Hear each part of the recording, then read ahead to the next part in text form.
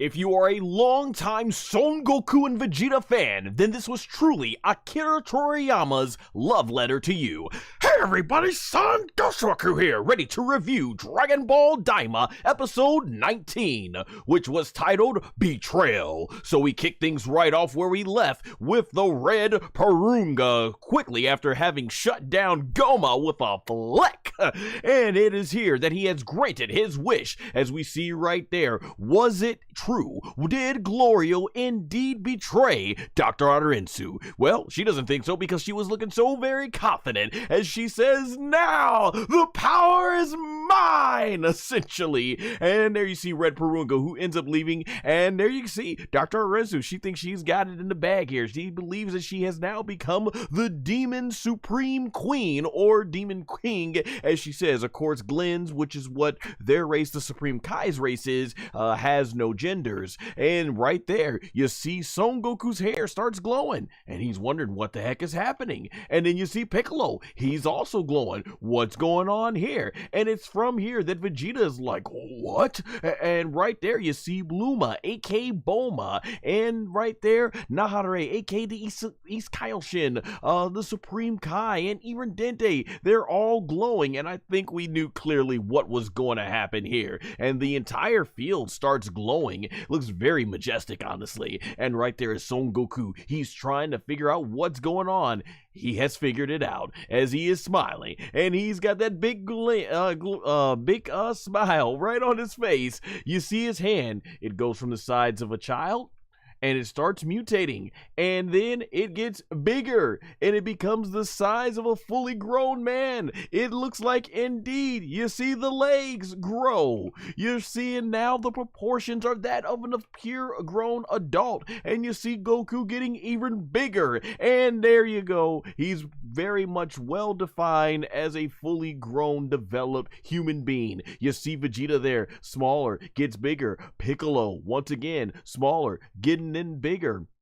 You see Bluma, aka Nahare, they're growing as well. And there you see right there, it's really cool because this is something that back in Dragon Ball GT we wanted to see but didn't get outside of one form, and they're doing this cool slow pan up as we get to see, yes, a very familiar face. It is Son Goku. He is an adult again. So yes, as we figured, the characters have been restored to their adult forms. I am so glad to see this because I was so concerned that with Dragon Ball DAIMA, we were gonna end up getting our heroes, basically the main cast, becoming adults in the final episode after all the battle was done, because we saw some really cool stuff, and it's like, you know, it'd be a shame since we know a lot of this cool stuff we're not gonna see when it comes to Dragon Ball Super, which takes place roughly about 4 years after DAIMA here in the timeline.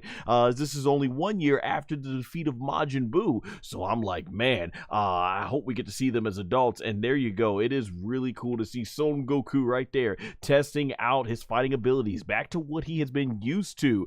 Shout out to SFKK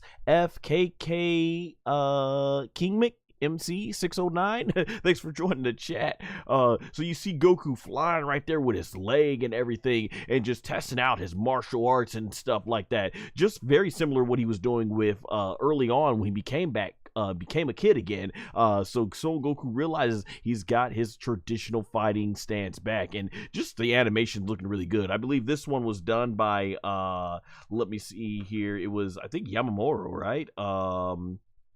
Yeah, Tadayoshi Yamamoto, who is obviously a huge legend in the anime industry for Dragon Ball when it comes to animation, particularly for the way his work looked in the 90s. I know there's a lot of fans who aren't so fond of his work now, but I think honestly this is some of his best work that we've seen in quite a while here. So it's looking really awesome, I think, with the colors and just all the amount of time and everything.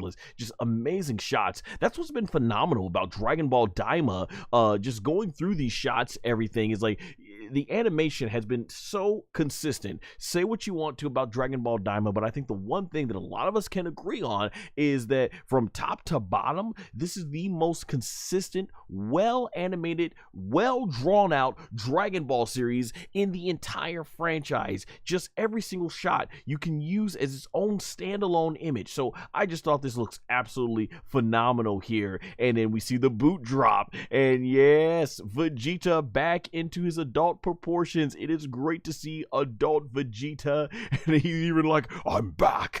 Oh my gosh. And then he's like, I'm back to normal. Like, you know, getting himself psyched up, getting himself pumped up and already. And my man Piccolo had to put back on the drape, even though they're in a battle. And I don't know if they still go by that with the whole, you know, weight trading stuff and everything, but assuming if they are still going by that law, Piccolo should keep his cape and turban on. But Piccolo, you know, felt himself, he's an adult again, so now, you know, he had to put on the drape, the classic Piccolo drape. So that was really cool. I will say, man, fantastic out to just the voice cast in general.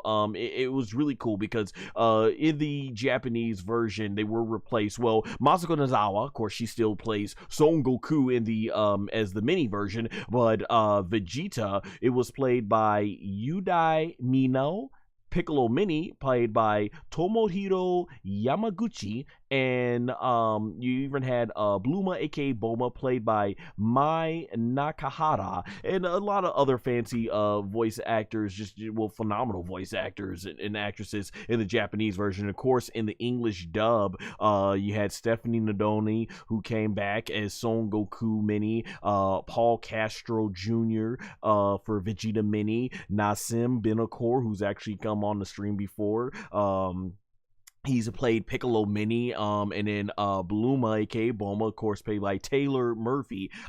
Fantastic job. I want to say both the Japanese and English cast did a phenomenal job playing the mini versions, and it's cool to see that both in Japan and America, they gave a lot of the younger, newer voice actors and actresses a big time to shine here. But seeing the adult forms, you guys got to know, man, is it going to be awesome to see Masako Nozawa go ahead, get back to that deepened voice to play Son Goku, the adult version. And then, of course, in the English dub, Sean Schemmel. And there's something coming up, and like, oh my gosh, Sean Schemmel, right? It's going to be really awesome to see. And of course, Chris Sabat coming back as Vegeta and Piccolo. And in the Japanese version, Ryu Horikawa and Toshio Furukawa, the legendary voice actors themselves, returning. And of course, Bluma, aka who originally was played by Hiromi Suru, unfortunately lost her life back, I think, in 2017. Rest in peace.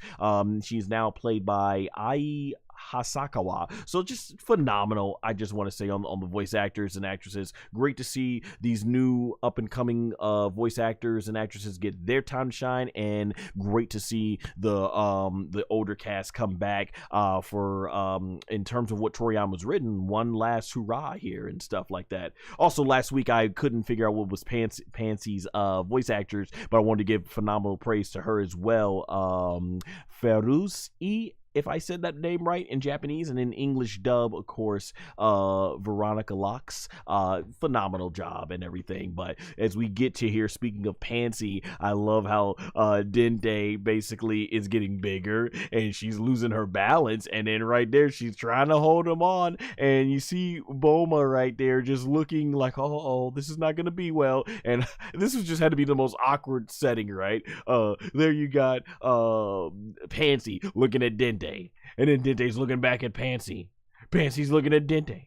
Dente's looking at Pansy. And then he's just like, what am I doing in this woman's arms? And I don't know who the heck she is. Shout out to Pansy being that strong, given how much bigger Dente is than her. And then it's too much. She ends up dropping Dente right there on his butt. I thought this was hilarious. Very well done. And you see, of course, King Caden and everybody just looking in awe, and there's Glorio right there. So Son Goku comes flying back, and he's like, "Thanks, Glorio," which he's been constantly mispronouncing Glorio's name through this whole time. And Glorio, once again, as he's done the entire of the series, it's Glorio, and he even smiles because he's gotten used to Goku's innocence and stuff, and knowing that he doesn't mean any harm, just more of the character development right there. And Dr. Arinsu's like, what did you just do? And Barunga says, "Your wish has been granted," and gives us the old farewell. So there you go.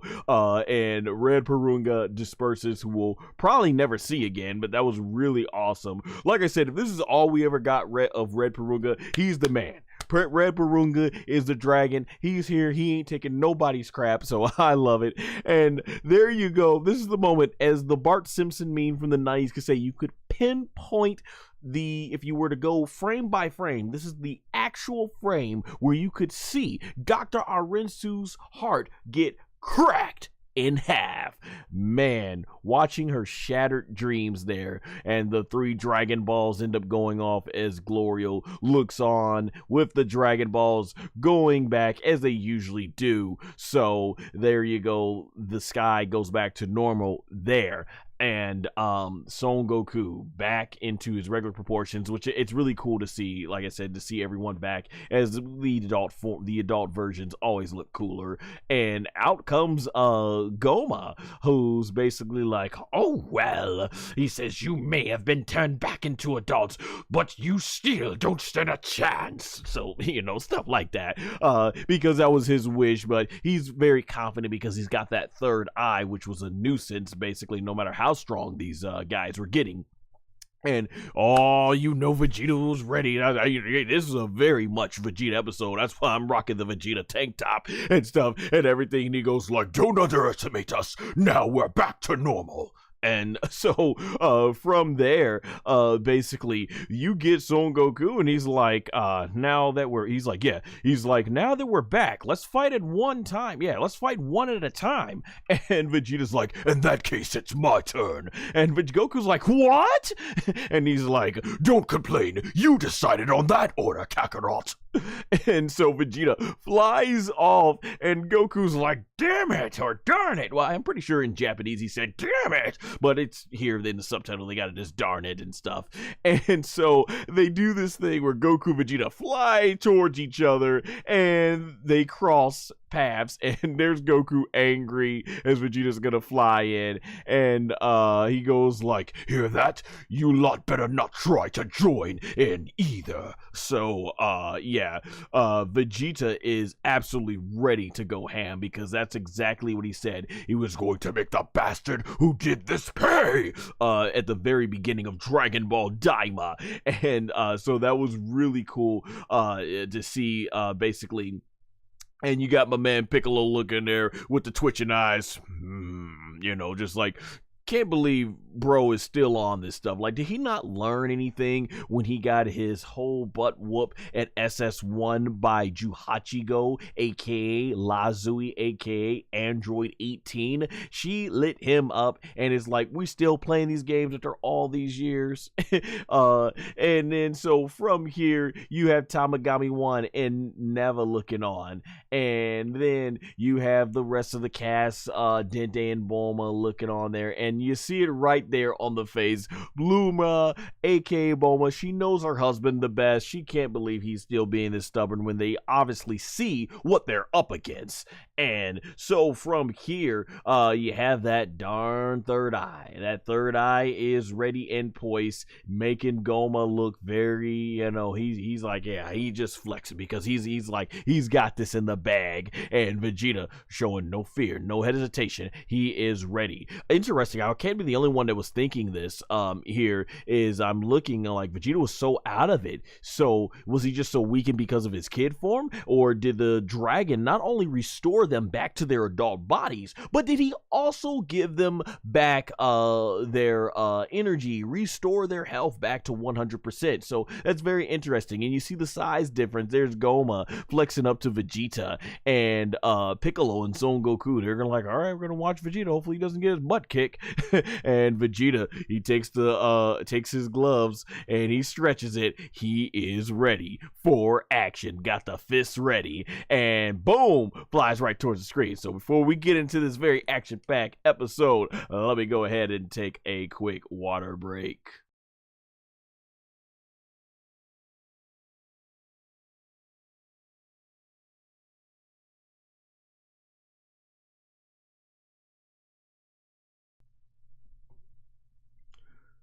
Alright, and so the action begins as Vegeta basically teleports right over to Gomah, and he is ready. The action is there. Gomah basically teleports right in front of Vegeta, and he goes for a punch, and then Vegeta comes right there, ready for another punch here, and he's flying all over the place to evade the big giant foot that comes from Gomah. Goes right behind him, and Vegeta's gonna go ahead there, and oh no! Gomah comes in with a back fist as Vegeta's able to go ahead and dodge that with his elbow, and Gomah's just having the time of his life. Easy work is what Gomah's saying. Easy work. Vegeta in base form. I can't be the only one thinking that why are you starting out in base form? You saw where that got you before. I'm like, there should be no hesitation. There is no reserve as much stamina energy as you can. You need to go SS3 right off the bat, just like Son Goku did in the manga version of his fight with Kid Buu, because in the anime they had him go SS2 for a long time, and I don't know why. Very well animated, but logically didn't make much sense, and it only further diminished the power of Kid Buu in the anime version. But in the manga, yeah, Goku went SS3 when he was gonna be facing Super Buu, Gotenks Exorb, and Kid Buu. That was Toriyama's way of illustrating to us that right off the bat, these guys are not to be toyed with. They are a force to be reckoned with. But Vegeta in his base form is still gonna go ahead and try, even though that's what got him in the mess in the first place. And so there you see Gomah. He goes ahead and flies right back around, and then he's about to go ahead and collide some fists right there with Vegeta, and they're gonna go ahead and almost there, and boom, right there. You see the action shot right there, and all that propels Vegeta backwards, and then Vegeta's able to go ahead and he's able to catch himself in the air as he's looking back more forth. Gomah still looking as confident as ever, and Vegeta right there, I think he has some respect. He understands what he is up against, and so as a result, even King Gaiden, he's like, he's that strong. I'm like, yeah, I'm like, base Vegeta form is must be on a whole different level. And so there you see, they're both colliding in the sky, and as this fight is going on and base Vegeta is holding his own with Gomah, you got salty, she's being very salty, just like Geekdom 101 said in his review.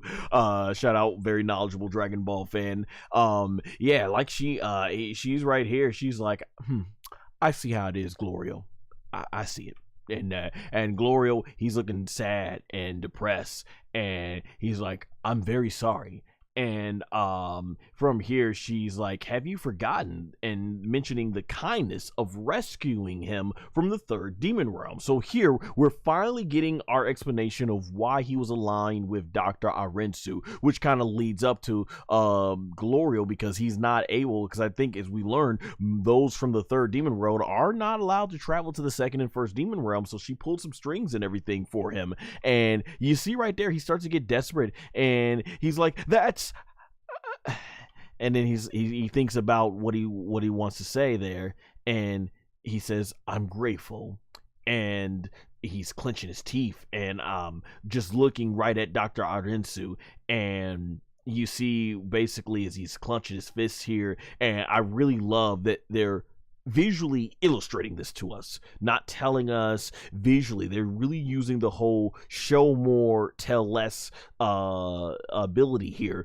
to let us know that obviously Glorio being rescued by Dr. Arinsu truly meant a lot to him, and it actually pains his heart that he chose this direction instead, which is a betrayal to her. So I really love how this is being done visually, and they did a great job with the close-ups. And Dr. Arinsu, she even tells Glorio, forget it.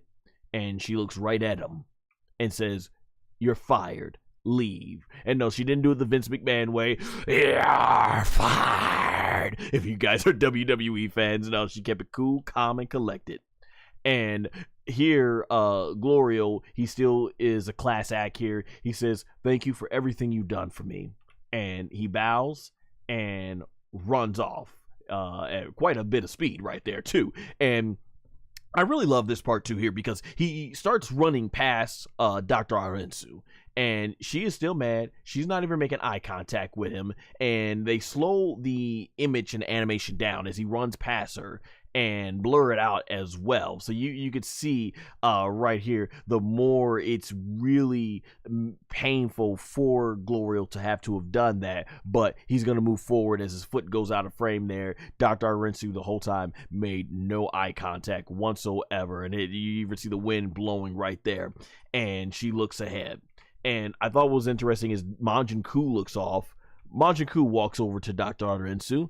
And from here, he ends up saying, you know, don't worry, I'll stick with you. And Dr. Arinsu's like, huh?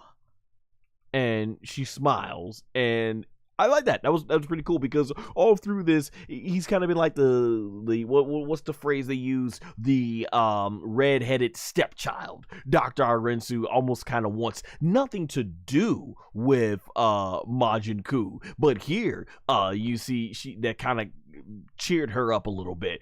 So it's kind of almost, you wonder how really bad of a person is Dr. Arinsu when it comes to this. And then we get right back to the action right here with Vegeta being flying away, almost being captured here by Gomah. And there you see, yeah, he's actually using a ki blast right there, and boom, Vegeta's able to go ahead and dodge right out of the way, and Vegeta's flying back, and now he's dodging a whole barrage of these really cool, sick looking energy blasts flying all over the area. Vegeta tried to evade them, and Vegeta, he's being focused. And I love this part here. He realized, yeah, this base form thing ain't gonna work. This stuff is all over me. So just amazing sick looking animation as Vegeta's flying all around here. And it's from here that after these blasts are all going towards Vegeta, and you got Gomah just looking devious, you know, all that stuff, his third eye gets him another power boost. That third eye constantly being a nuisance through this whole entire thing.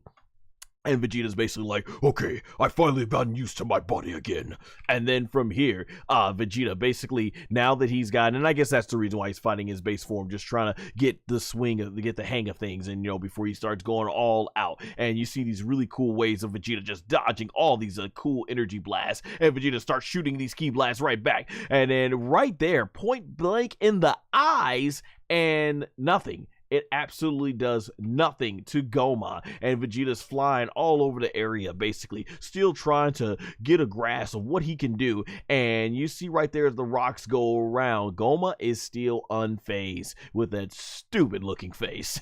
And the third eye, once again, giving him another power boost, or just regenerating him at this point. And it shoots his cool laser beam out of here, and Vegeta's able to dodge it, and he just starts shooting like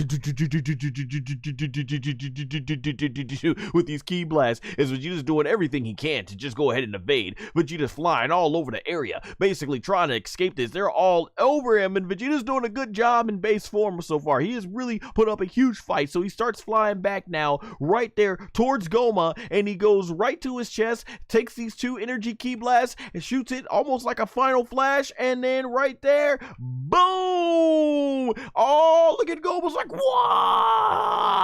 And looks like he's being obliterated. This was just really sick, cool looking animation right here, big explosion, and Gomah right here is like, you know what, like I said, it would have been blood, but they put this on Fuji TV, and so because of the standards, they had to return that blood into spit and everything. So there you go. And Vegeta comes back into the frame. Yeah, doing very well, I must say, in his base form. And Goma's like, nope, gotcha. And he's looking right at Vegeta like, what you got? What else? What else? What else do you got for me? And so Vegeta right there, he starts powering up and boom, right before he can even reach Gomah, he's able to go ahead and try to squash him like a bug. But is it to no avail? You got right there Vegeta basically holding on with his forearms. Let's see, Riku Torres. Sorry if I mispronounced your name. Hello, hey, thank you for joining the stream. So Vegeta right there, he's basically trying to go ahead and hold back. And Gomah, what you kept saying, he's like, I can go all day. And Vegeta is like, I'll show you. And right here, as Vegeta basically tries to continue, we see that golden glow, and there we go. Now we are seeing it. It is going. The energy ki blast is there. And oh, is it gonna work? Gomah's closing in. Gomah's got him. Oh, is it over for Vegeta? No, we see another big shiny blast. Could it be? I think it is. Yes, look at the shine. Boom! Finally breaks Gomah's grip there. And oh, look at Vegeta. SS1 in the chat. Let's see. Sure says, nah, Bulma exposing Vegeta about showing shower. Yeah, we're gonna get to that soon. Showering with her. Yeah, that was an all-time moment. And it says, okay, all right, cool. But hey, I thank you so much for coming by on the stream here. And then Vegeta basically wasting no time in SS1. He goes in for, looks like a kick. Boom! Look at that. Look how much his foot is into Gomah's gut. Oh, so much that is buried in there. Got that foot deep into the gut. Oh man, looking fantastic. Got shine everything. Sparks flying, and Gomah's like, oh, he's feeling that power. Boom, to run rock. And then Vegeta flies right after him. And then from there, Vegeta staying focused right in the game, and he's like, now Vegeta has taken this personal. He's ready to show Gomah what's really up. We see the electricity spark. Vegeta going to SS2, and you all know what I was waiting for. I'm pretty much sure it's the same thing that you Vegeta fans out there were waiting for as well, because Vegeta is keeping the pressure on, and Gomah right there, as you can see, that third eye is like, no, I got you, Gomah. And so it explodes in there in this spark, and Gomah's like, what's good? What you thought it was? What? And then from there, Vegeta flying right towards Gomah, and Gomah starts showing this really huge ki blast, and he just swats that thing. Look at the animation, absolutely on freaking point. And right here, the blast nearly goes to head towards Vegeta, and Vegeta's like, he goes ahead and he dodges that, and then Vegeta flies into the sky, and he's flying higher and higher into the sky. Just loving the animation right here as Vegeta's going up into the sky, and we get to look up in those eyes like Vegeta is all business, on point. And then we see his hair get longer, and he's like, I'm like, let's go, let's freaking go. It's getting longer. I'm like, yes, the one thing I was hoping we were gonna see, because this is the only time we're ever gonna see it, because we don't see it at all in Dragon Ball Super. Vegeta starts going right over to Gomah. The electricity is going. Gomah forms another giant ki blast, which he's gonna go ahead and unleash right towards Vegeta, but he's able to dodge out of the way, and then he goes ahead and dodges another one. He cannot catch Vegeta. Vegeta's being too fast for Gomah. That's three energy ki blasts wasted through the rocks, and then right there, boom, we see this really cool eye, and bam, Vegeta goes right through the rocks. Man, it is crazy. Let's see. Trezura, I think if that's Trezura, if I said, hey, thanks for joining the stream. Vegeta coming right in, right there. Bam. I love the way this shots look. You know, this kind of reminds me, because he's basically SS3. Let me know in the chat, or even in the comments if you're watching this on demand. Do you guys and gals out there think SS3, not Vegeta so much, but SS3 as a form looks better with eyebrows? So that's just really interesting. So we see these eyes right here, and Vegeta basically unleashing all that power. I love it. Look at the energy, the electricity. Oh my gosh, look, it's so sick right here. Vegeta unleashing all the power, and we get this huge, cool, really big explosion. I just love, like I said, the animation staff absolutely on point. Look at that, the blues, the golds, man, huge looking explosion right here, and Gomah's actually being pushed back and starting to get a little annoyed by this, and he's barely able to hold on, putting up a guard, and we got the electricity sparks flying right there. Really cool looking stuff here. And Gomah sees the shine, and he sees the electricity, and he now has been faced. He's looking like, and he is livid, that man is. He cannot stand what he is seeing. And there we see in the distance, it really is those giant golden long locks. We see the electricity flowing, and it is Super Saiyajin 3 / Super Saiyan 3, but better known in the Funimation dub as Super Saiyan 3 Vegeta. And he's got those eyes going, the eyebrows, it is complete, no eyebrows, and he's got the pupils back, which they didn't draw in the kid versions of the forms, and that is just really looking sick. Oh, sick, man. I didn't know once until I see how it looks as an adult. Man, I gotta be honest, I think SS3 Vegeta, probably one of the coolest looking form I've seen, man. Just one of the coolest looking form. Like, that looks fantastic. Like, man, Toriyama, you know, God rest his soul, but man, he really, like, out of all the forms I've ever seen with Vegeta, I'm like, this might be one of my favorite Vegeta forms, if not maybe my favorite. I have to really look back and think about it. For those of you who are manga readers, you know about Ultra Ego, but man, this looks awesome. Fantastic, just amazing. My gosh, Trezure, we need to get this guy more viewers. Hey, thank you, I appreciate that. It all helps the channel. Hey, if you got any other Dragon Ball friends and stuff like that, send them a link to the stream and everything. We have a good time and stuff.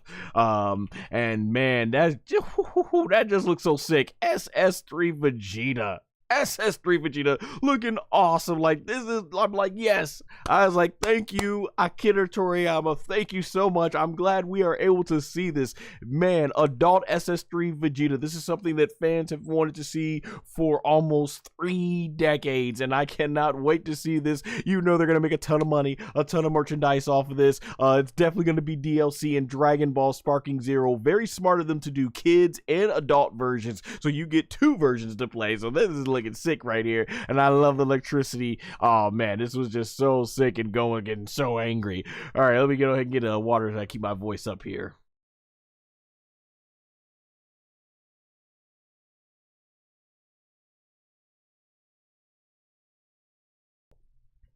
Yeah, look at Gomah. He's like, and I don't know why Nahare, aka the Supreme, was like Super Saiyan 3, and I'm like, yeah, you saw him do it before, but I guess he's still impressed. And Fancy's like, that's amazing. Like, yeah, y'all saw it the first time. And there's Goku basically just smiling. You know, I'm loving the electricity, the sparks. Vegeta looking really awesome here and everything.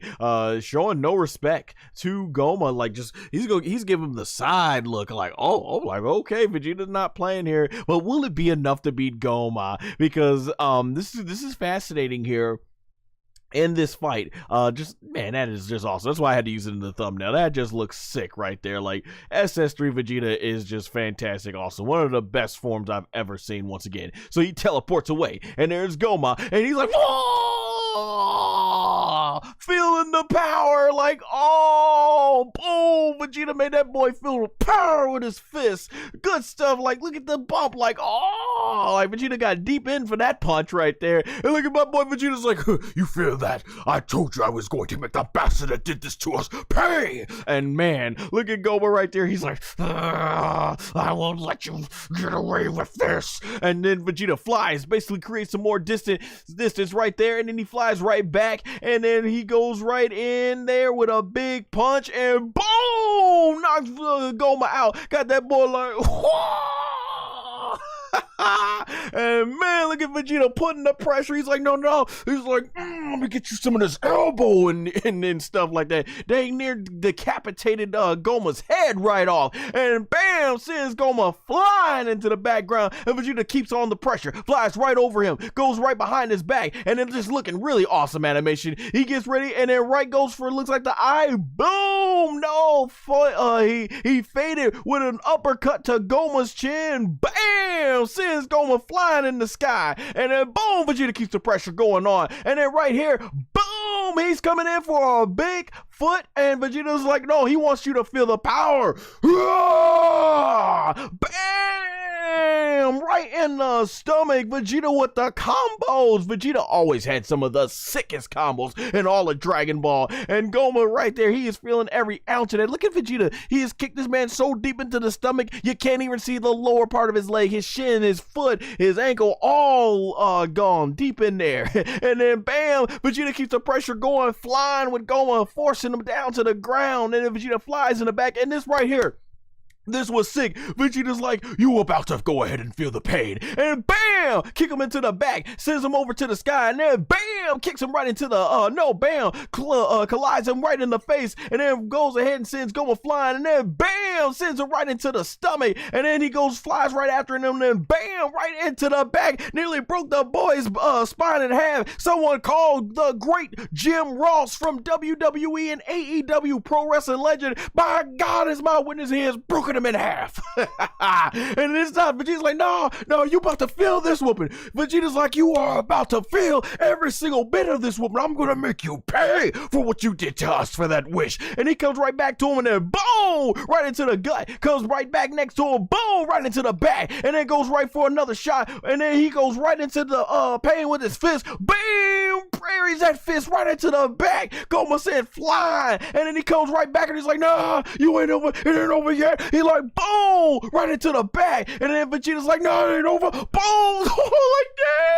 dang, Vegeta tearing his butt up. He's like, you gonna feel this. He took every single bit of that personal, and then he goes with another big fist, and Vegeta's like, it ain't over. I took every single thing this personal, right? You do not mess with another man in this family and digress and regress them age-wise. People want to keep moving forward in life. He was taking this personal. Vegeta flying right after Gomah, goes right into the back spine, and then boom, another punch into the back, and he makes sure he really lays that one right there in there. Gomah's like,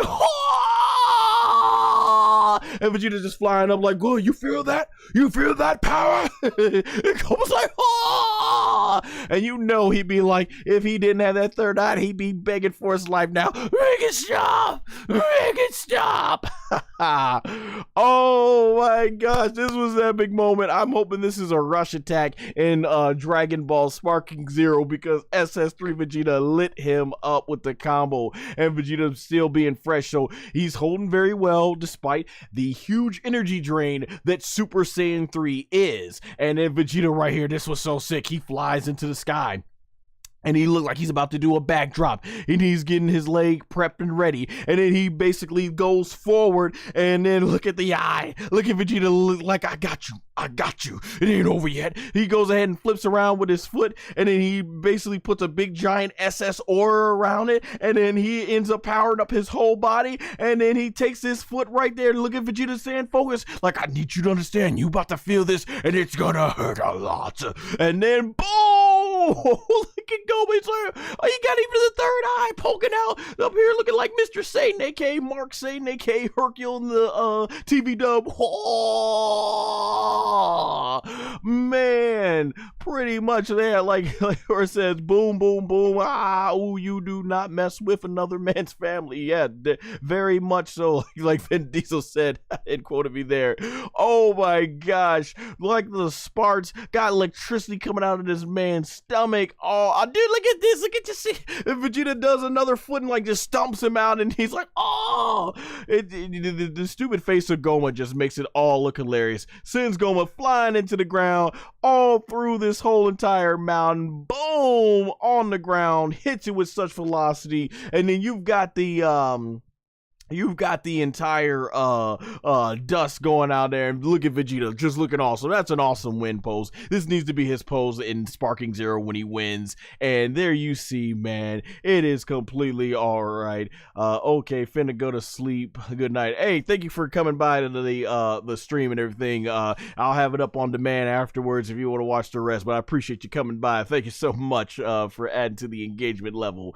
And so there you see right there, we got a big giant dust cloud, and it's that third eye again. That third eye has once again made everything, because it's like a hack. Like, you guys ever play a video game where you use like a cheat code to give yourself 100% health, and you go up to take on the final boss, and it's just taking ever. It's taking 10 minutes, 15, 20 minutes, and you are just basically taking forever to try and get whatever little shot you can in on the final boss that you're fighting, and you're realizing, man, had you not had that cheat code to keep you at perfect health, you would have been gone a long time ago. That's what it feels like, because he can't stand up to Goku and Vegeta. They've been training in martial arts almost their whole entire lives. Well, Goku more so than Vegeta, but Vegeta easily obviously catched up very quickly, as Vegeta was mostly fighting all through the universe and didn't realize until he met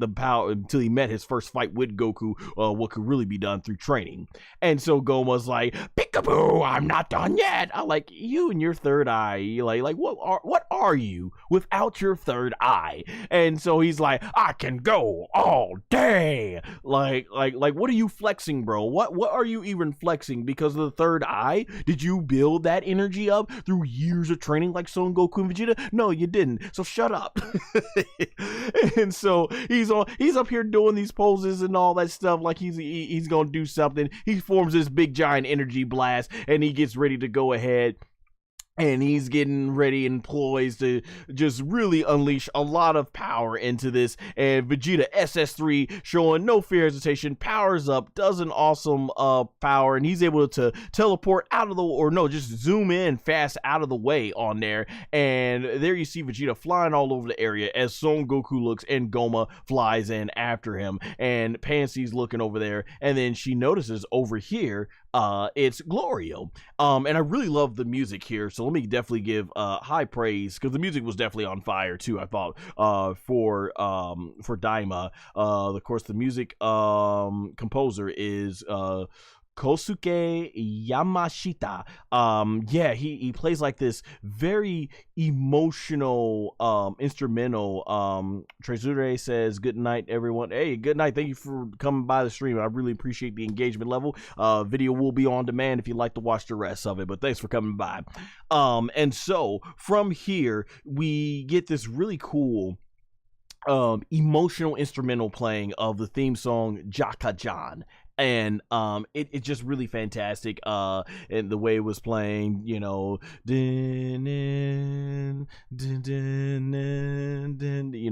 was really emotional there.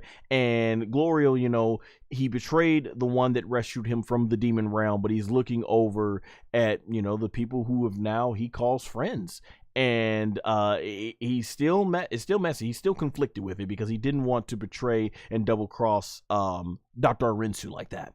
And he looks up though, and Pansy runs right towards him and just jumps, and it's almost like a little sister big brother moment right here, as she just lunges herself to go hug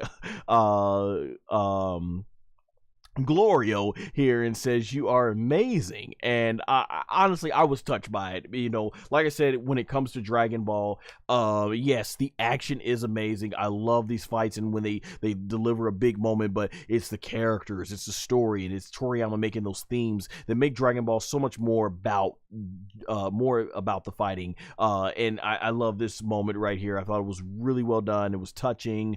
And you just see right there, she pulls Glorio closer to the friends, and they do like this really cool effect right there, kind of gives this cool delusion effect, as in like, yeah, we're your friends and stuff, and you made the right decision and stuff like that. And you hear Glorio Nahare. He says thank you very much, because remember, he had his biggest suspicions through the whole entire series about Glorio. I also want to go back that I think I was hitting to this earlier when it came to Glorio and Pansy. This is what I was saying in earlier episodes. I really love the subtle build up.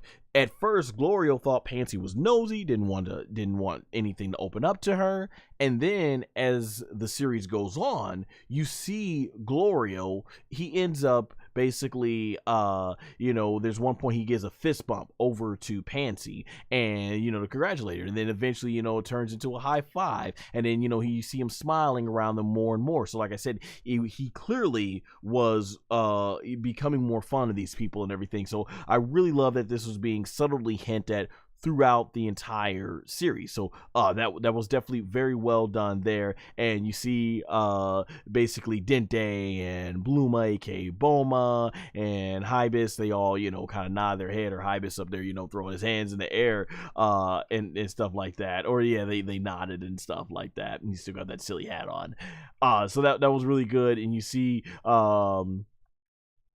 Tamagami 1 is even smiling, and it's cool to see that, because Tamagami 1 actually has personality and emotions there, apparently, because all he was doing before was just sitting there and all that stuff. And you see Neva as well giving him a wink, and Glorio kind of feeling embarrassed and all that stuff. So this is really cool, good. I enjoyed it, and I figured this is where things were gonna go with Glorio, as he opens his eyes here and he sees Son Goku basically looking at him.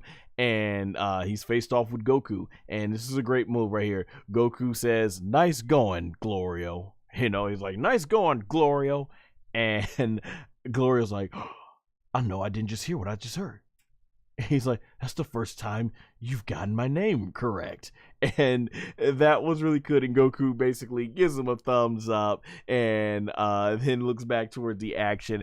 I love it. We got the close of that arc. Goku gained a lot of respect for Glorio, actually learned how to say his name right, finally got it right. So I thought that was a really nice touch. It was kind of like that whole Kakarot moment that you got at the end of Dragon Ball Super Broly. So that was awesome. And then from there, Glorio's now standing side by side with Son Goku, and it's just that running theme that Toriyama throughout his lifetime did so well when it came to Dragon Ball. Son Goku just being who he is, affecting people's lives in a positive way. That was actually one of the messages I had in the Toriyama Akira tribute video podcast that I did, where that's how I ended the podcast, saying that it was something that my mother always said growing up to me, is that just by being yourself, you never know how you can have a positive effect on other people. And that's what Toriyama did through his lifetime, and that's something that he did with Dragon Ball, having a positive effect on people, just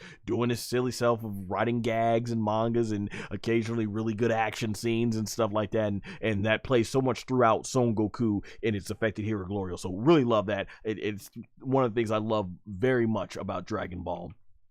All right, I'm gonna take a break here before we get back to the action.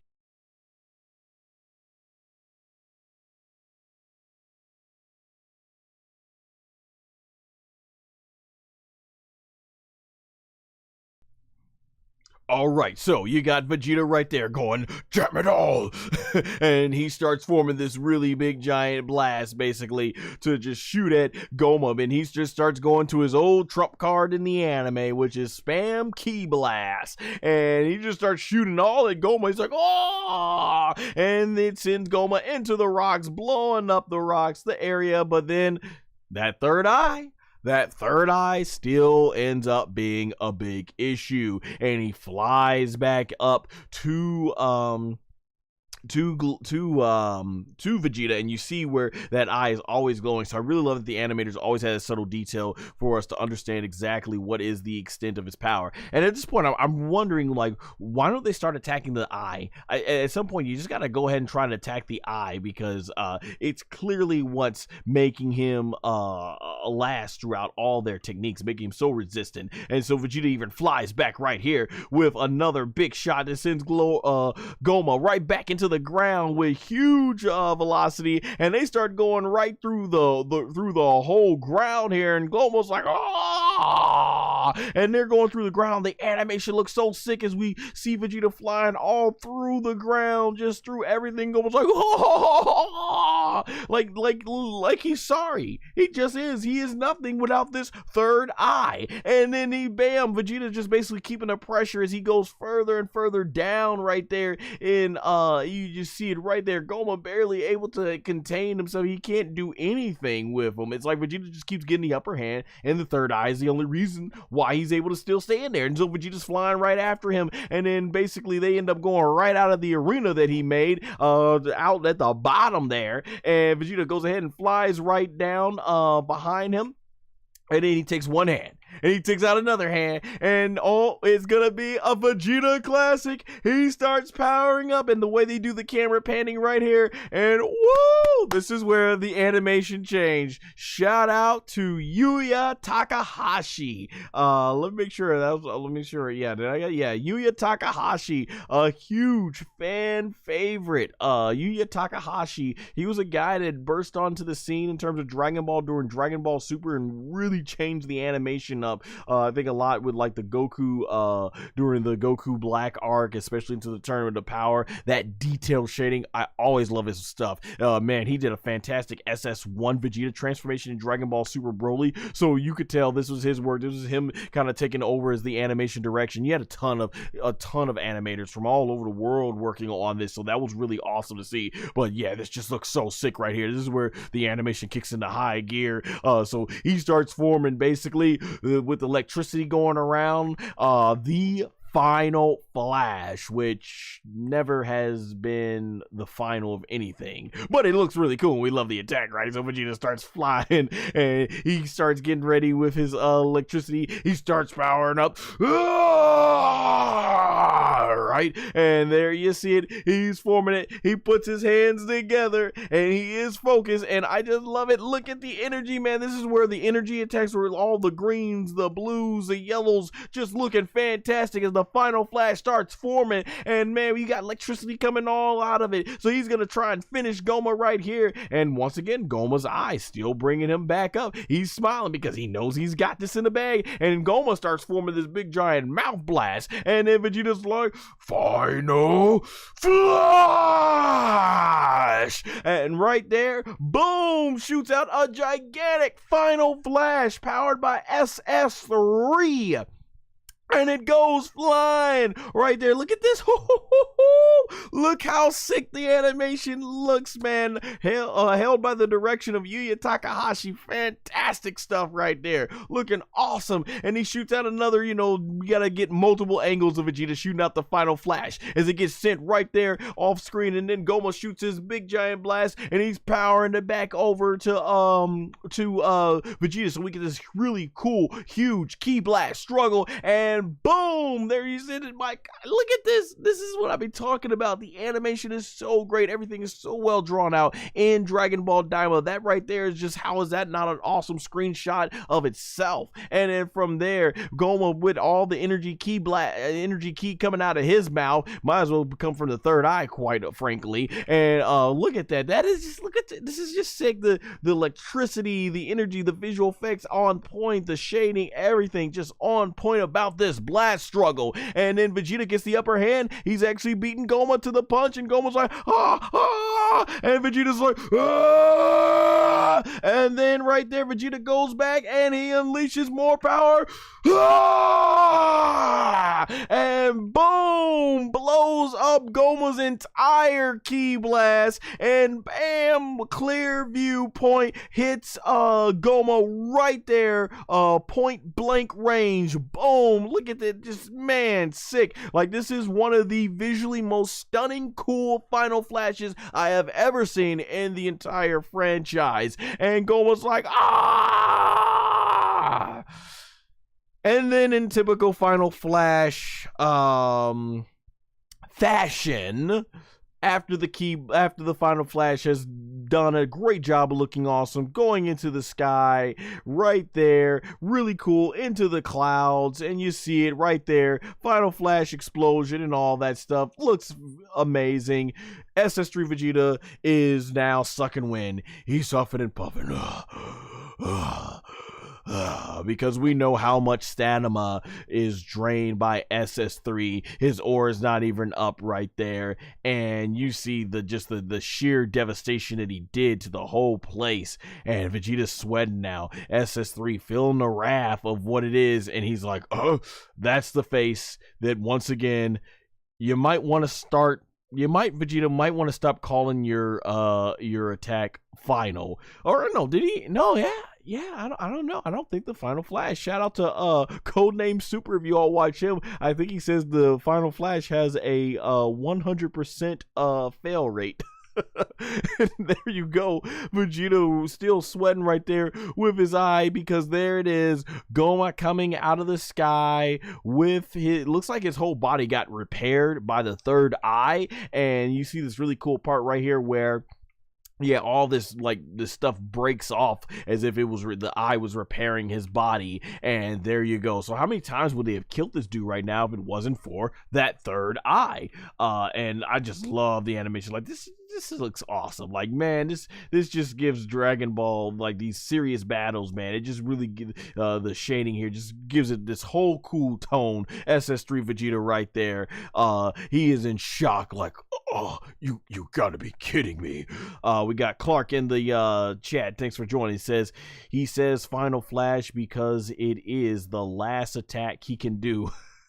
You know what? It might as well be. I mean, after he does the attack, he does not have a good record with it, though. I think when he faced Topo, he did do the final explosion, and that got him the win and stuff.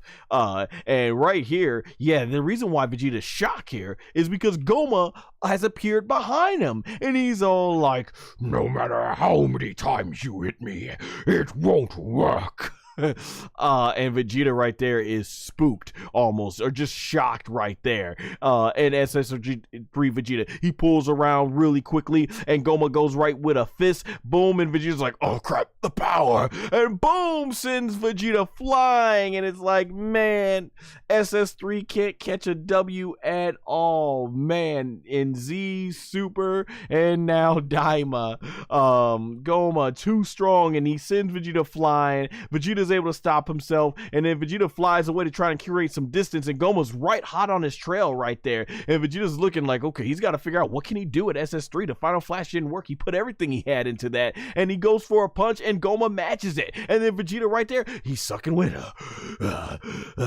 Boom, and Gomah's like, "Oh, I see you sucking wind. I can do this all day, like I said." And he goes like, "Ah!" And there you see that third eye, and boom, you see the wind effects right there is not looking good. And Goku, he's right. He's saying, "This is bad. His Super Saiyan 3 ain't gonna last much longer." And Vegeta Piccolo's like, "You're right." And Goku's like, "That guy, he's not showing any sort of exhaustion at all. And what's going on?" And as you can see, Vegeta trying his best to just fight Gomah, but then boom, he gets wrecked with a knee to the gut, and then he gets kicked away, and then Gomah right there ready to meet Vegeta, and no matter what he does, Vegeta is able to block Vegeta's fist. And Piccolo's basically explaining how it appears to be that third eye, because he realizes no matter what they do to this guy, it constantly keeps him coming back. No matter what they hit with him, it is that darn third eye.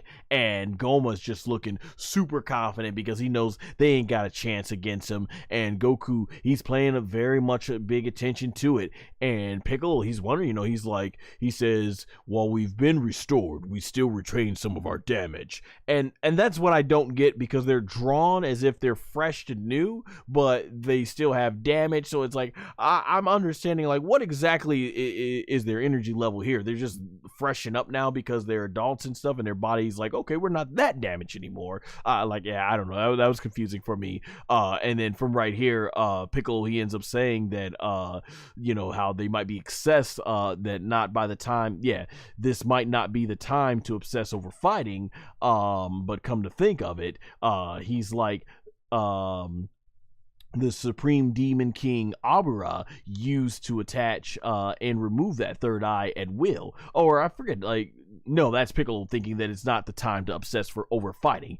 And this is where Dr. Arinsu's figuring out basically that, yeah, Dabura's father, he is the one that was able to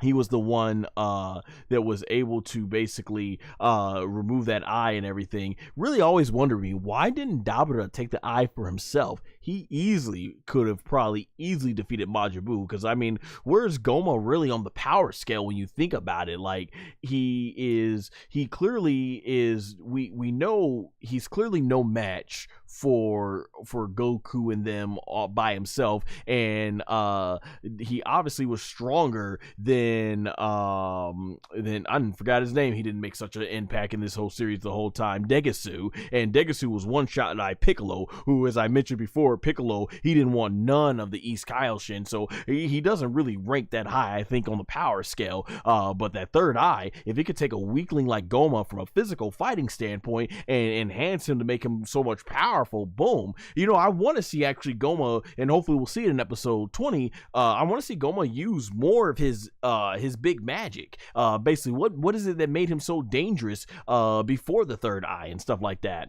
And so you have Dr. Arinsu, though. She's trying to figure out just how did he do it and everything. And she's paying close attention here. And this is where she turns to Majin Buu and says, you know, bring me back the Book of Magic. And I believe it should be archive number 37. And Majin Buu's like, righto, no problem. And Majin Buu, he flies off.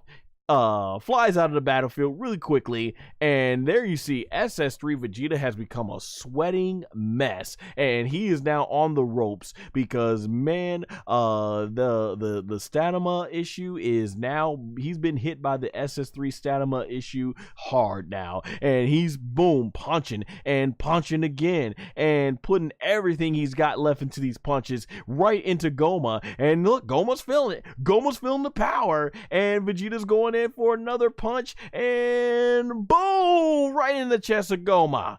And Gomah's like, oh, and Vegeta is exhausted right now. He's like, like he is just what's the word? He is a glutton right now. He is a glutton for air right now, and it is no avail. You see Gomah's hand coming up right behind Vegeta there, and boom, grabs him by the hair, because the third eye has restored Gomah once again, and he's got Vegeta now saying, what's wrong? Finish already. And then he goes for a big punch, and Vegeta, he has nothing left to defend himself. Boom! Right in the face. Gomah finally gets a good shot in on Vegeta, and that sends SS3 Vegeta flying into this right into the rock. Boom! Right through a rock. Boom! Right through another rock. Boom, right through another rock. Boom, through another rock. Boom, all through that rock. And then, oh, thankfully Vegeta's able to stop himself right there with his feet. But it's no avail. He ends up going ahead and taking a knee. Takes a knee to Gomah unintentionally. I'm pretty sure the Prince of all Saiyans, aka Saiyans, did not want to bow. And his hair goes black right there. And from there, it fades. And Vegeta is trying to keep up SS3 right there, but he's like, blast it.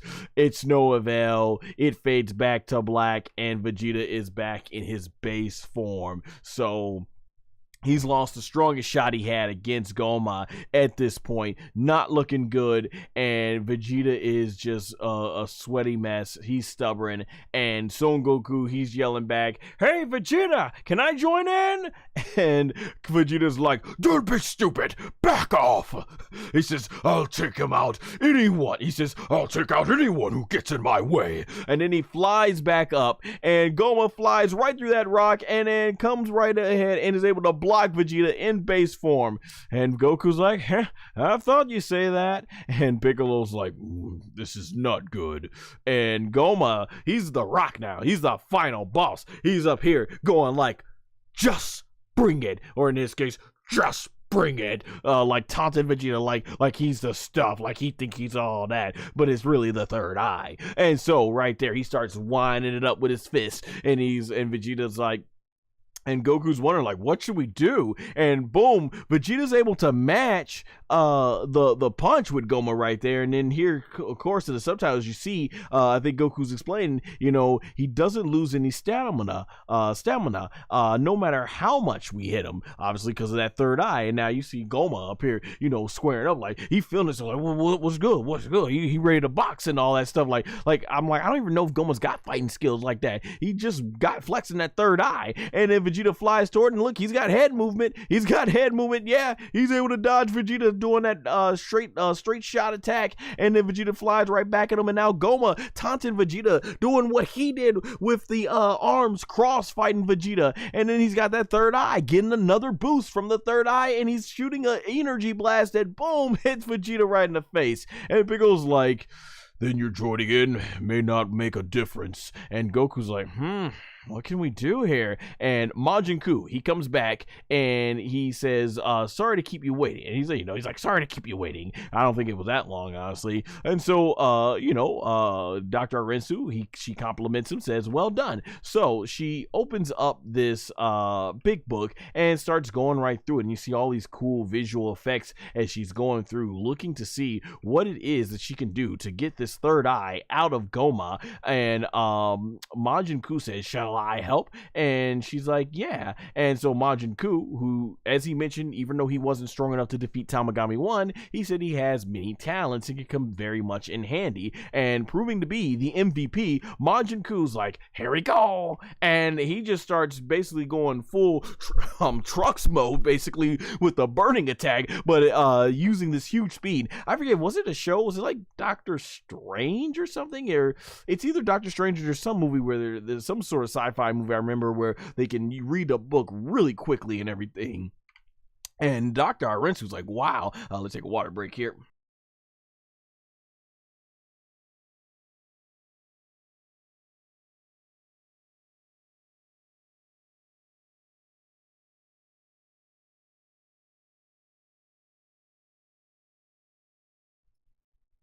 All right, so Dr. Arinsu, basically, she's looking right here, and she's seeing how quickly Majin Ku is able to go ahead and read this and stuff. Like, man, that'd be cool. We could read things like that really quickly. And so Dr. Arinsu says, that's it. And Majin Ku's like, yep, I told you I could come in useful. And Vegeta right here, completely exhausted, nothing left, still just being stubborn. He's trying to block this ki blast. Boom. And it's no avail. So Dr. Arinsu flies up over our heroes right here. And in her brother Nare, he's like, Arinsu, and they're wondering, okay, what you got planned here? So she tells him, she says, listen to me closely. And she's like, Gomah's third eye can be removed if you hit him in the back of the head 3 times in a row. So we're getting to very much video game boss territory. This has got to also be, obviously, I'm guessing this goes into a lot of RPGs and stuff, but also on top of that with this, this is exactly how they ended up defeating Cell Max. So there's so many things that that Dragon Ball DAIMA borrows from the old stuff and the more current stuff. Obviously, this must be like a little tribute to how they defeated Cell Max. So that's how it's done. You gotta hit him in the back of the head 3 times. So you gotta say, I would have just thought you just shoot this guy right in the eye, basically the third eye. But you gotta hit him back of the head, like, go back of his head and smack him up 3 sides up side of his head. And then boom, he's like, boom, the eyes out, like, oh my gosh. So that's what it's like in order to defeat him. And so Goku reluctantly is like, huh? Is that true? And I love it. They're portraying adult Goku here more serious, like the Goku that we know and love from Dragon Ball Z. Like I said, it's fine with Goku act that way as a kid in Dragon Ball because he was a kid, but we saw how much more mature he got as he developed going into Z.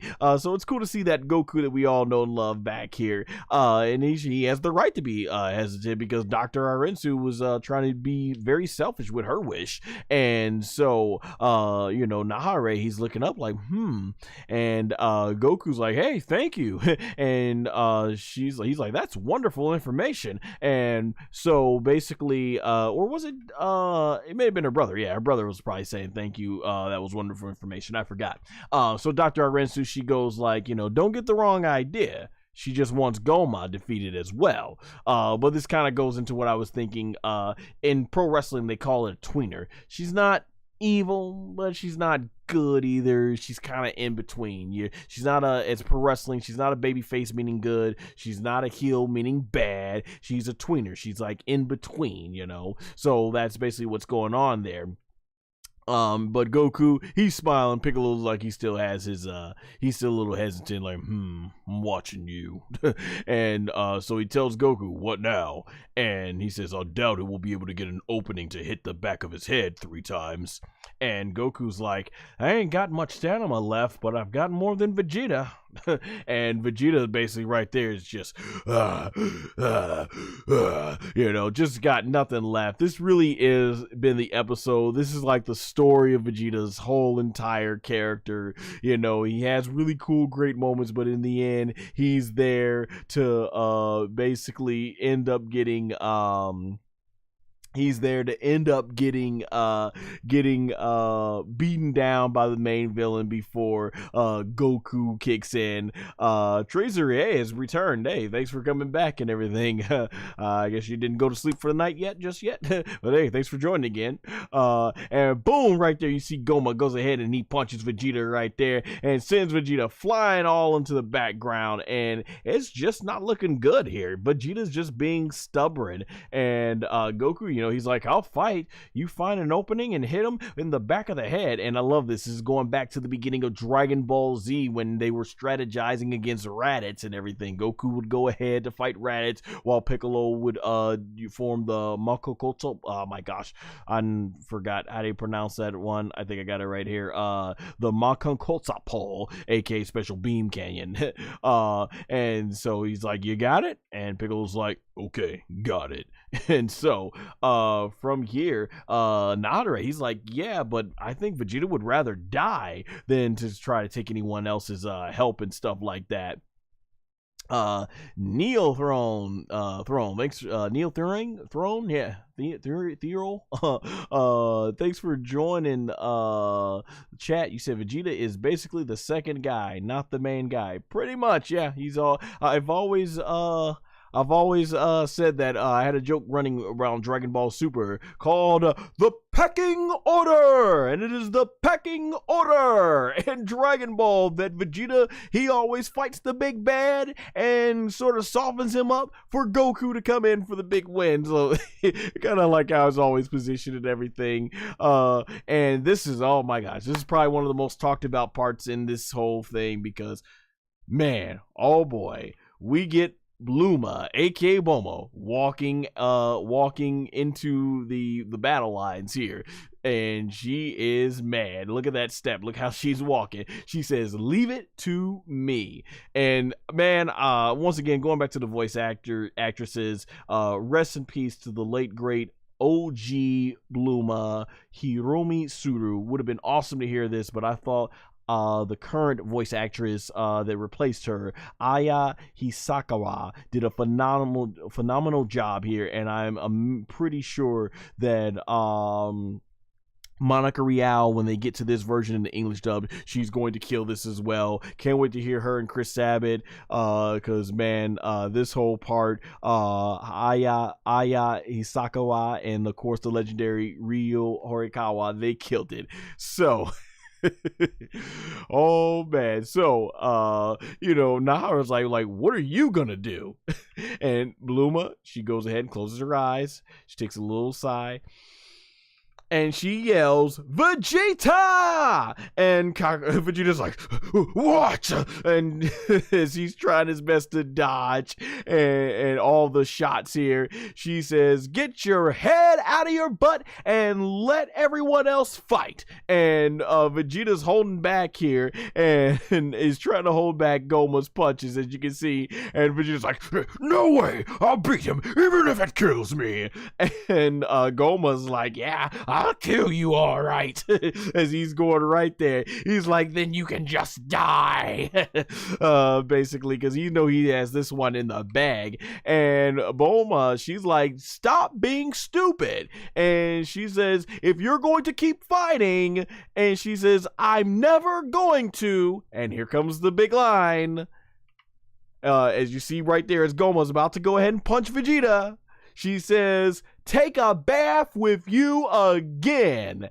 And after that was said, she yells that out with all her passion, and they slow the animation down. And right here, they zoom away from Bluma, aka Bulma, and they zoom in right here to Vegeta and his reaction as he looks back, about to get crushed by Goma's fist. He's like, oh, oh. When I first saw it, I literally was just laughing out loud like this. Almost fell back in my chair laughing. Oh my gosh. I did not see this coming. This was absolutely hilarious. Vegeta right there. His whole world has been devastated. The close-up on his eye.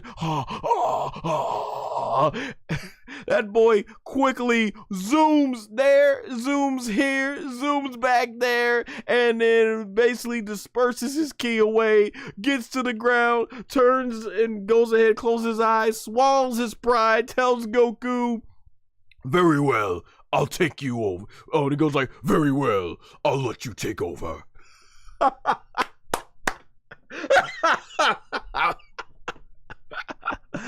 Oh my gosh, Dragon Ball DAIMA has been great for this one.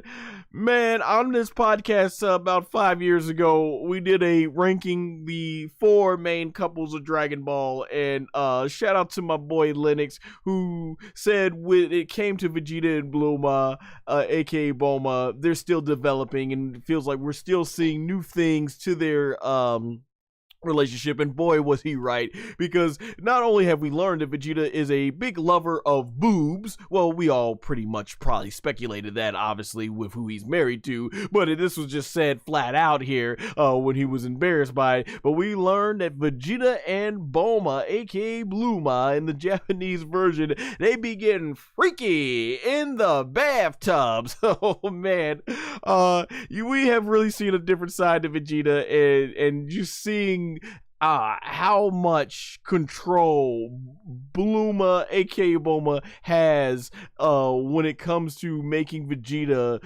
get right, keeping Vegeta on the good foot, basically, has been fantastic. And it really goes back to what my boy Linux said, is it's not so much that, hey, after the Majin Buu saga, Vegeta was, basically became that much of a better person. You have to look back at that 7-year time skip. Truly, he really did grow fond of Trunks and his wife Bulma, and he realized he made a mistake when he allowed Babidi to take control of him, and he became Majin Vegeta. So I love it. This has been great.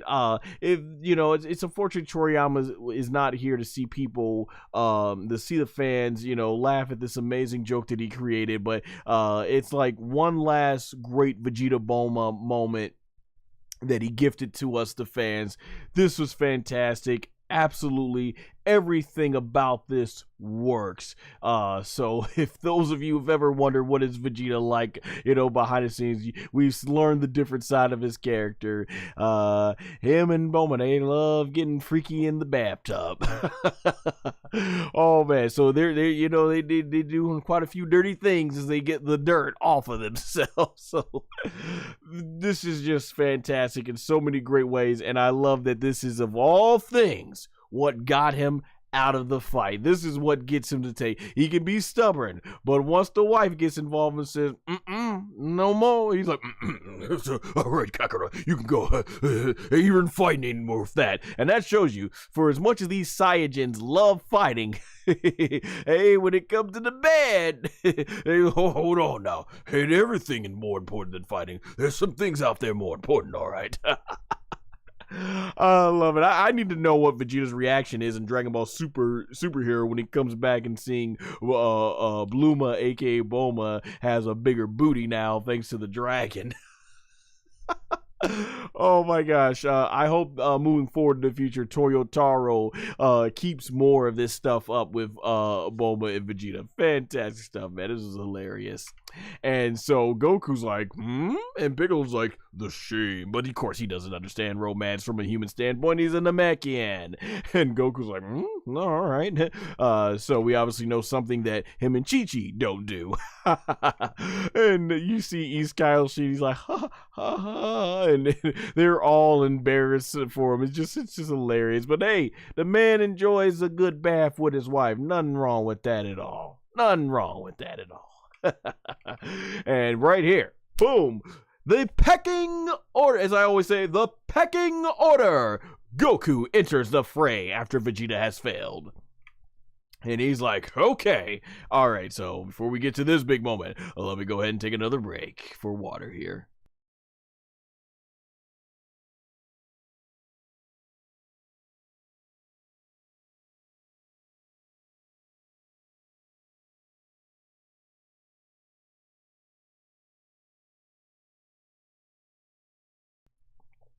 Alright, so Son Goku, he enters the battlefield, and he's like, if he suspects anything, he'll be on our guard. He said he'll be on his guard and stuff. I don't know if that was Piccolo or Goku who said that, but he says, we only got one chance, and so there we are. It's coming down. They make it really like it's going to be Piccolo, Vegeta, and Goku who are going to have to fight this out 3-on-1, and someone says, I know. I think it's Piccolo. He's like, I know.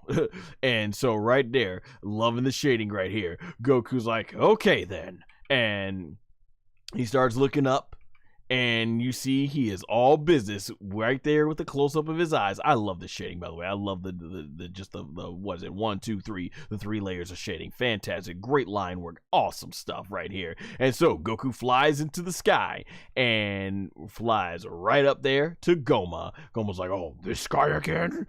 And he flies right past him, doing a little fancy work, and Goma's like, so what you gonna do? What's up then?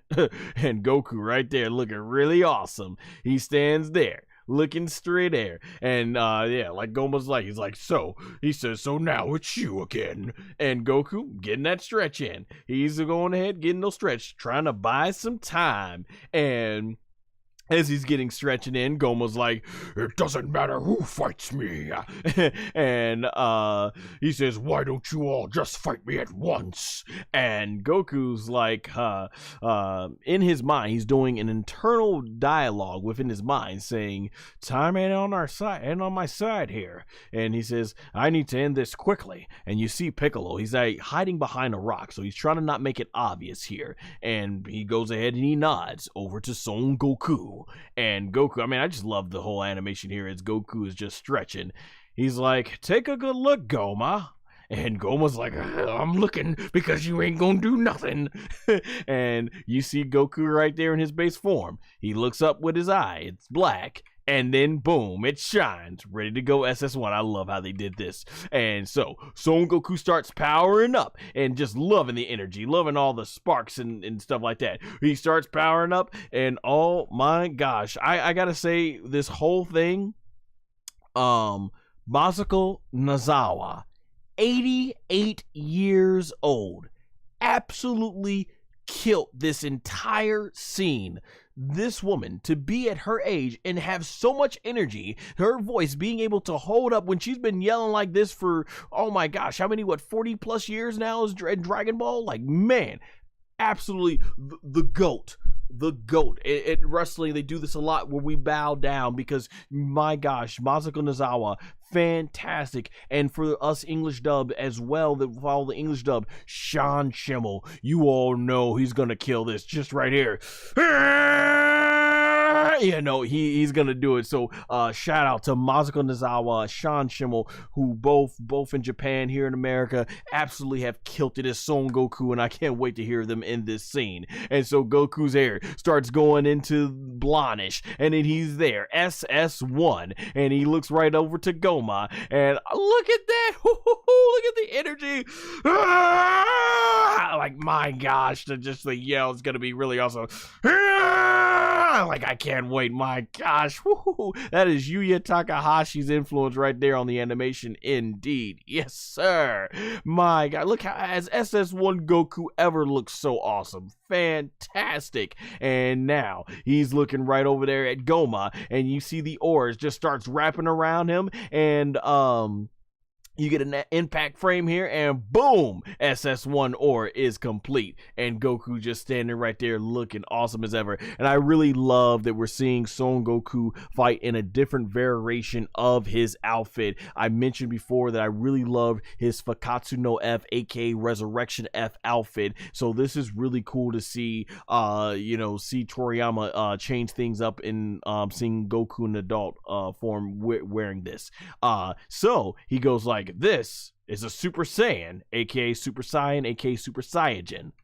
And Goma's like, and we see electric sparks going, and it's becoming clear here, like, oh, they are pulling off the classic SS3 moment, when he did the demonstrations, when he's like, this is a Super Saiyan, and then this is even further beyond, a Super Saiyan 2. No, he's like, this is a Super Saiyan 2, and then he says, to go even further beyond. Like, oh, I was like, this is sick. That's one of my favorite all-time Son Goku moments. I'm going to have a lot to say about it in an upcoming Son Goku podcast that I recorded back in October of 2024, which, because of this moment, I'm going to have to go back and record some extra footage to add to that now. And so we get this really cool impact frame, and Goku is now SS2 Super Saiyajin 2. Super Saiyan 2, aka Super Saiyan 2. Oh my gosh, look at this. Has SS2 ever looked so awesome? The shading is so fantastic here. And then, yeah, that's where he goes, this is Super Saiyajin 2. And Goma's like, and look at the drawing, look at the animation. This is looking sick. And then next he goes like, and the electricity starts, flying, and he starts doing the big yell, and the energy is flying everywhere with electricity, and there it is indeed. Look at that as this camera pans up.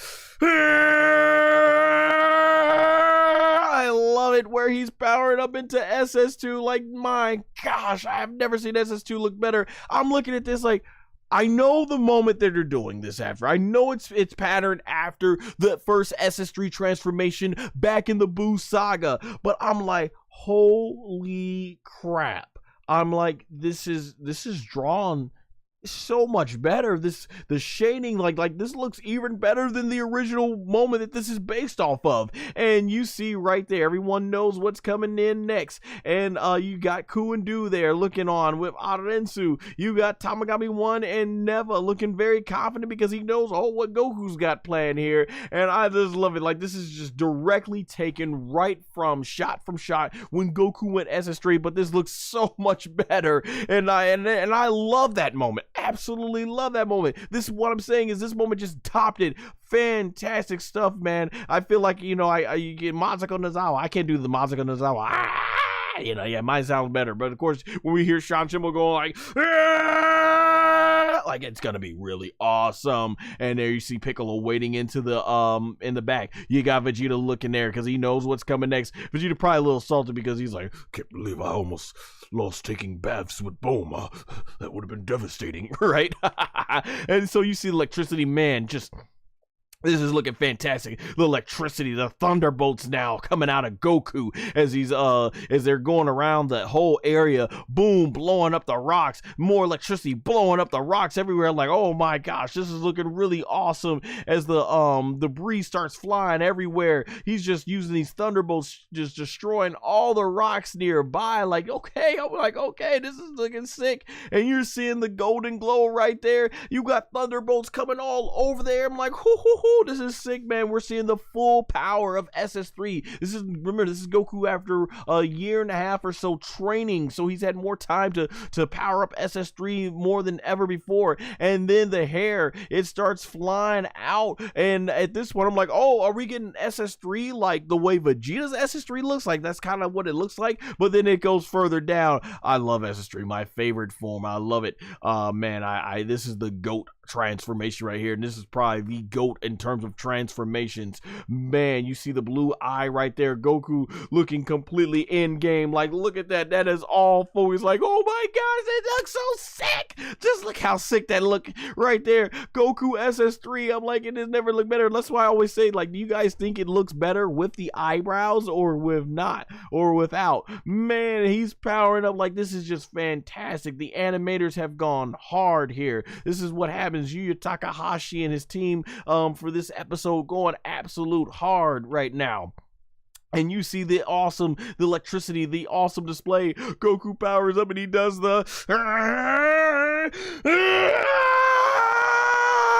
I love that part, man. Oh, look at the shine, look at the power, and then the whole area, boom, just completely disintegrates the whole rocks behind him. I was like, yo, sick. I was like, sick. I'm like, I did not know this. I did not come into this thinking that we were gonna see a transformation that would give the OG SS3 transformation moment a run for his money, if not even better. Like, boom, just disintegrating the whole ground below them. Really sick stuff as Goma's looking back and he's like, "Argh." And we get the whole pan up of the SS3 hair, the electricity looking awesome as ever, and he even does the turn. Like, yes.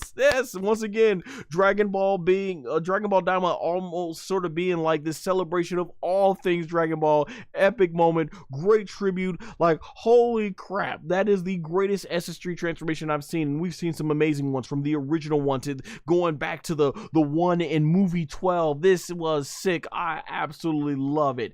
Just fantastic. SS3 Goku looking on point.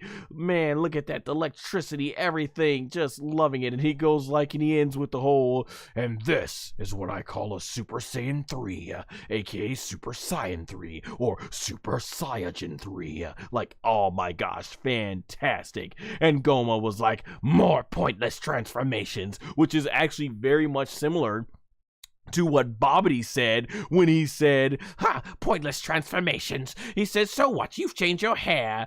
And he's like, Majin Buu, I think our friend is in need of a haircut. Oh my gosh, man. Here, let me get a little sip of water, keep my voice up for the next part.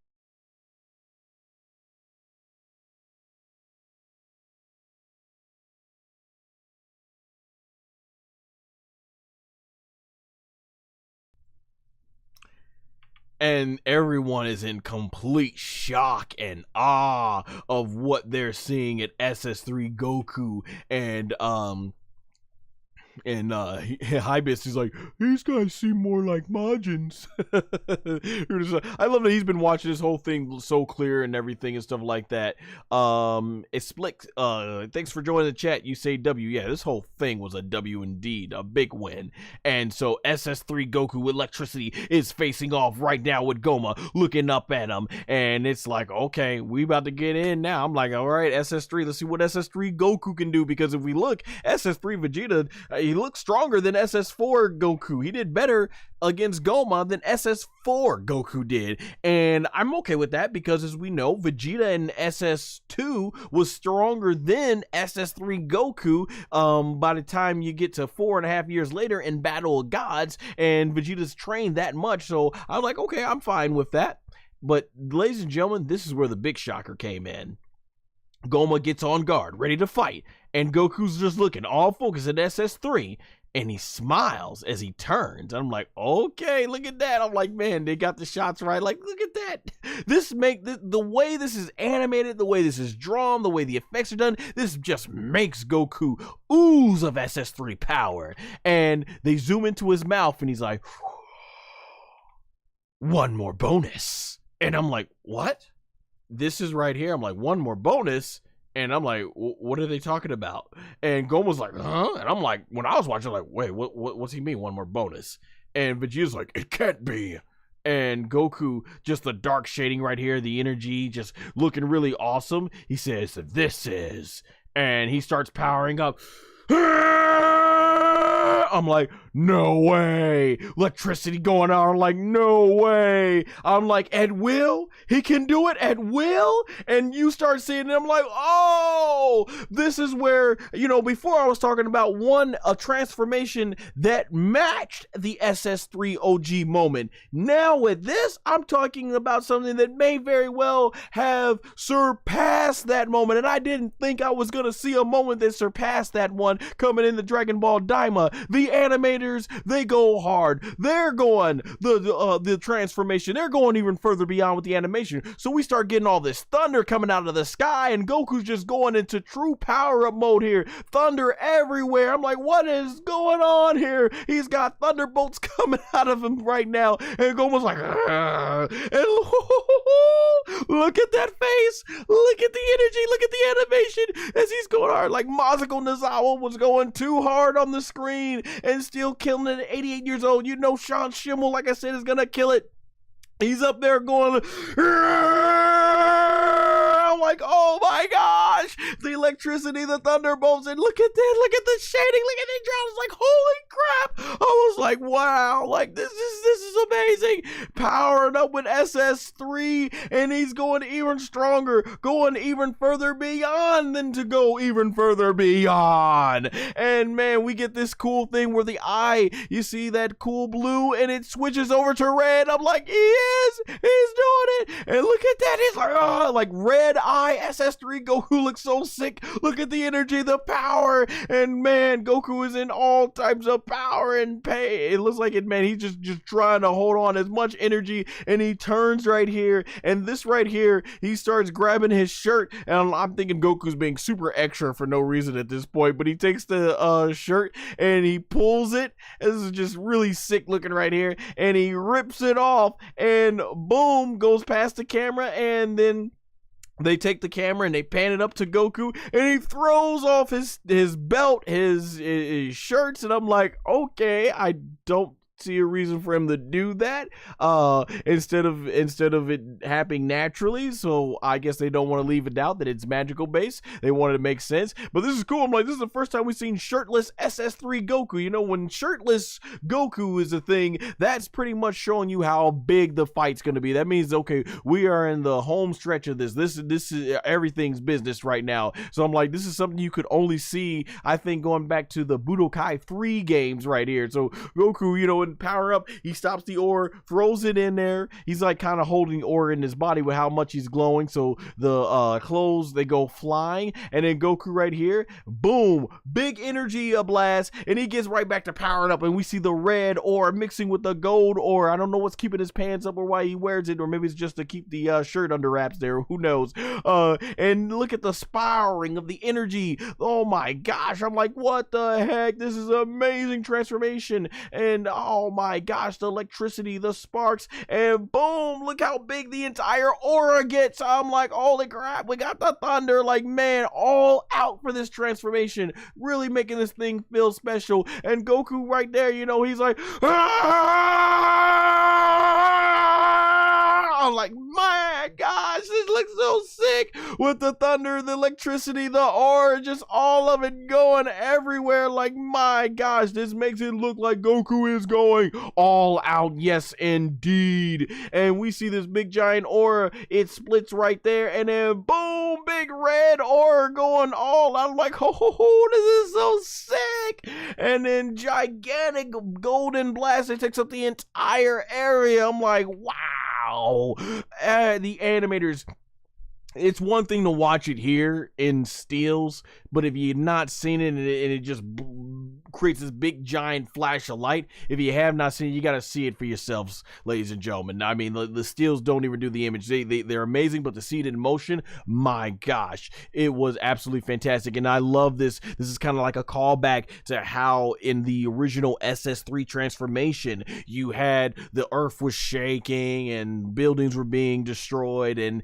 you had all the way even in the world of the Kaioken, they were able to feel the energy. So here we're in the second demon realm, and you can see the aura has reached over to the second demon realm. The aura has reached over to the third demon realm. So this is just how powerful this transformation is, and they're all looking on like, holy crap, it's blinding them, the light and everything. I like Dr. Arinsu though, she's just cool. She's like and then everything, and Majin Ku and Du are unfazed there, and Tamagami 1's all serious looking at it, and of course Neva, this is why he was smiling. This is the energy, and I'm shocked because I thought, okay, Neva, this has to be done with Neva, but apparently Goku remembered how to do this and can do this at will, and the energy, it ends up clearing out, and we see this rock, and we see a big hand come on up, and it grabs it, and the energy is cleared. And yeah, we could tell by that reddish hair, and coming out, you see right there Gomah looking on. He's like, oh. And right there, you see the fur, and then you see the big giant forearms. So the big giant hands are still remaining because it's more primal like. And then we end up getting a panning shot. We see the body right there, and then we see the hair, and there it is, adult Super Saiyajin 4 / Super Saiyan 4 / Super Saiyan 4 in terms of the Dragon Ball DAIMA version, Son Goku. Man, this looks sick as an adult. So this is cool. We're getting to see what he looks like as an adult. Like, man, I'm so glad. I'm like, I didn't know, because you knew we weren't seeing these forms anytime in Super. So it's now or never. Looking absolutely sick. I thought this was phenomenal. And there you see Gomah. He is livid. He is mad. And he's like,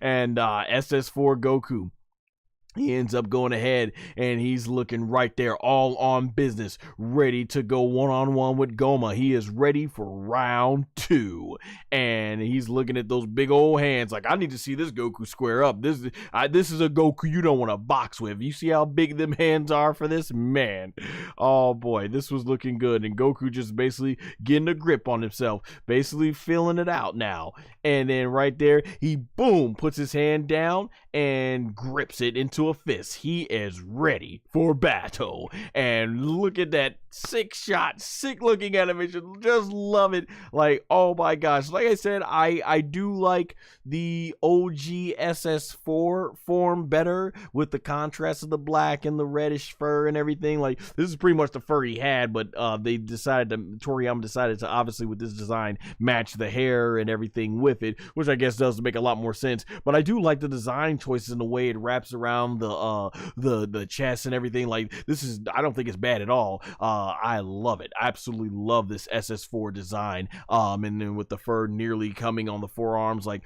side of like halfway to the forearms, like this just looks so amazing. Like, it is an awesome looking form, definitely for sure. And stuff like that. Man, the way just the way Toriyama did it, because I remember who was the initial one was oh my gosh, I'm trying to remember who was it. It was that did the SS4 design. I'm trying to remember who did the SS4 design. How did I forget his name? It should be on the top of my head. Who did the SS4 yeah, who designed it? It's right on the top of my head. I can't remember his name. Who designed it? I'm trying to figure it out. Yes, Katsuyoshi Nakasuro. Yeah, I don't know the animators as well, but I've heard that name before. I just forgot it. Yeah, Nakasuro. Just Nakasuro's design looked amazing, and then he obviously redesigned. He took Toriyama's design, I'm believing, from basically everything that's been stated in terms of the press. Toriyama's design here and remade it here for the animation stuff just looks phenomenal. And There you see with Gomah basically looking back in the distance. SS4, Gomah's not looking so confident, like, but Goku, Son Goku, looking really awesome as ever. He is confident, like, man, that shot right there, this looks awesome. I do like the way the hair is designed, though, even though it's not black. Like, man, this just looks awesome, phenomenal.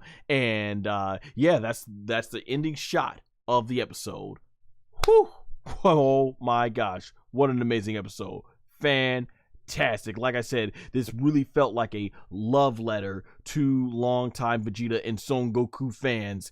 If you were from Toriyama, this is his love letter to all of us. We got to see SS3 Vegeta, SS4 Goku, phenomenal in this episode. Neothrin says, I hope SS4 Goku uses Dragon Fist in the last episode. Yes, I'm with you.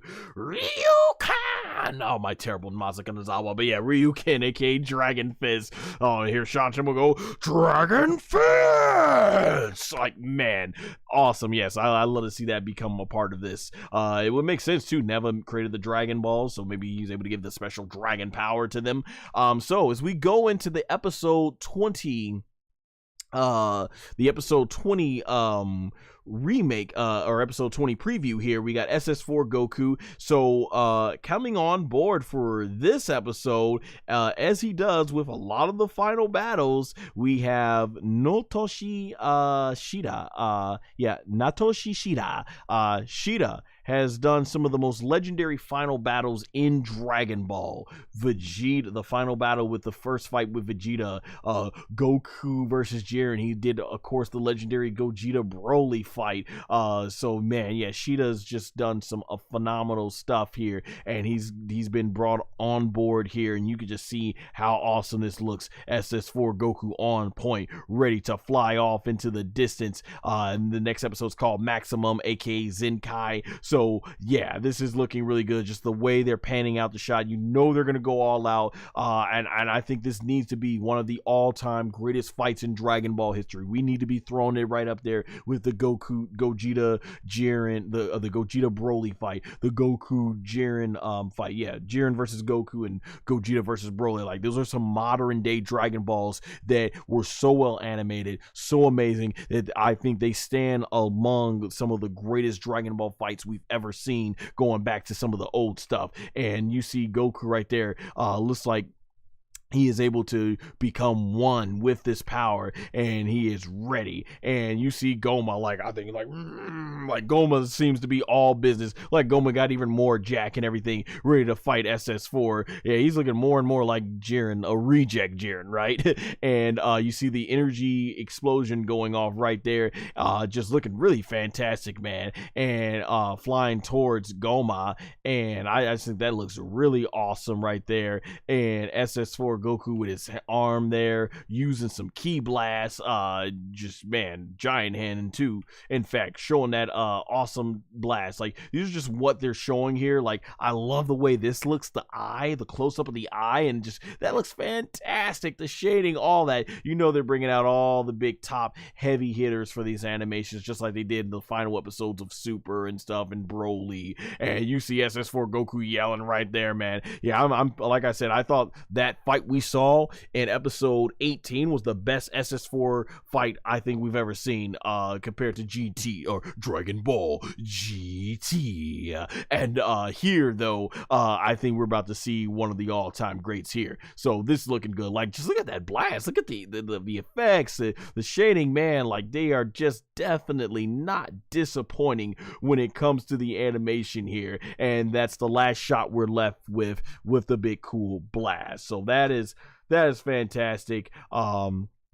So I'm going to give my thoughts here. Let me just get a sip of water as far as what I like to see heading into the final episode of Daima.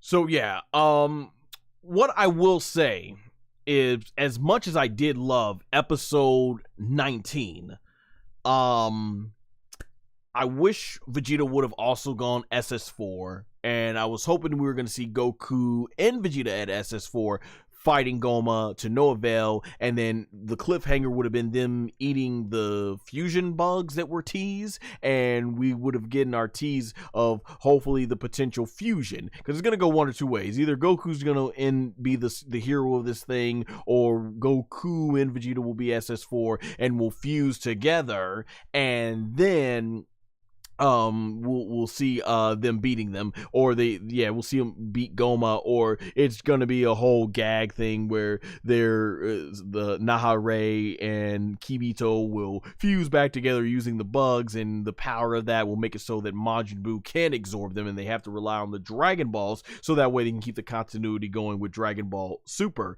There are some things that I think do have to be explained here, and being this is episode 20, this is where we start looking back on some of those episodes, like going back to basically that episode where they had the giants and stuff, where you're starting to wonder, was all time utilized? Well, there's a lot to cram into episode 20, and it's not going to be a 1 hour plus finale. It's going to be 24 minutes regular runtime. So the thing that I'm looking here going into episode 20 here that I'm wondering about is there enough time to get the story out and not make it feel rushed? So as of right now, we got to have SS4 Goku against Goma. Potentially we got to make sure that the tease of those few of those fusion bugs are met with a fulfilling satisfying conclusion.